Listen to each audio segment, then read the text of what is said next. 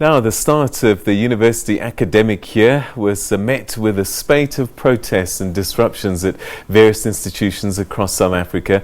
The discussion between the SA Union of Students and Universities of South Africa reached an agreement on the various issues that meant that the national shutdown of public universities was resolved. Dr. Linda Meyer, who's the Director Operations and Sector Support at University South Africa, joins us now to provide a bit more insight about these issues. Thanks so much for joining us, and welcome to the program. Thank you for the opportunity. All right, so it's almost a perennial thing that we see at the beginning of each academic year. University students grapple with a number of issues, and that often ends up in some kind of disruption, marches, close downs. And I suppose this year was no different to others. What are the underlying issues that seem to keep coming up year after year? So there are three systemic issues that are still left. We must acknowledge that government has done a lot of work, and there's very few campuses that actually have been affected. Comparatively, the entire system was shut down in 2017 and 2018. So the three systemic issues that are still not addressed is the missing middle and how we fund their studies, university accommodation for students, as well as how NSFAS students access higher education for their postgraduate and so forth studies. All right, so each year, unless it's resolved, there will be this tension and this action that seems to flow.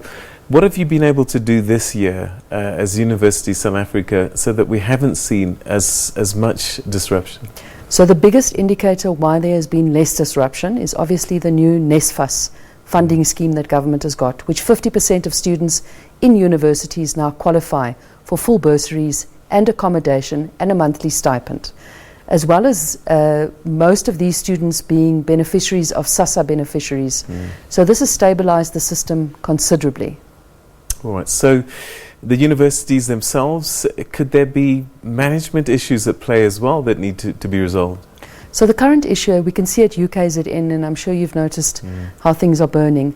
This is really about historic debt, and we're talking about the students that are in the missing middle, because they have to pay at various institutions different rates, because this historic debt now amounts to 9 billion rand, which is costing the higher education sector 900 million rand to service.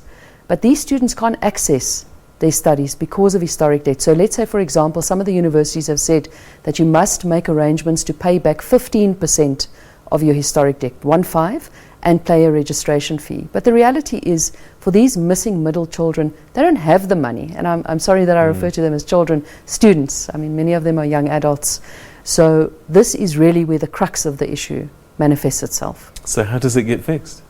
We need to find the money. There's no answer. There's no simple answer. We must acknowledge that the Department of Higher Education and Training and the Portfolio Committee has done significant work. It's the second largest spend after Social Security by government. But obviously we want more money, and that's the only way that we're going to solve these systemic issues. How do we fund the missing middle? And when we speak about the missing middle, you know, these are students whose parents earn combined between 350 and 600,000 per annum.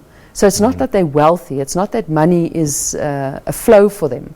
This is a real systemic issue that we need to find the funding to change the system. The students' unions and the students themselves, do they understand the difficulties that government, these institutions are facing? And are they, I mean, it's hard to be patient when these challenges actually affect your own future as a student. But are you finding that they are coming to the table and helping to try and find solutions? We certainly are finding a willingness to engage and to find solutions.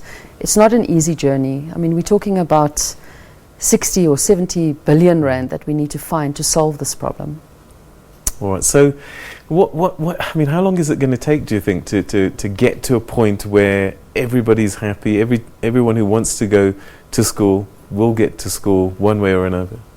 So I think we mustn't just look at the higher education sector as universities. The TVET system has its own issues, obviously, but it poses huge opportunities. We can see that the German Chancellor was here speaking about the opportunities within the vocational sector. Peter, and you and I have discussed before, you know, people would rather be an unemployed lawyer than an employed plumber, and often the plumber earns more money than the lawyer does. So it's about a education from a formative level, from high school, so that we then embrace these opportunities and we articulate them properly. Entrepreneurship, how are we addressing that within the market system? To put children in, and once again, young adults in university costs money because infrastructure needs to be developed, accommodation needs to be built. So these are real issues that we are grappling with. All right, Dr. Linda Meyer, it was a pleasure talking to you. Wearing a new hat these days at University of South Africa, but thanks so much indeed for your insights. Thank you so much.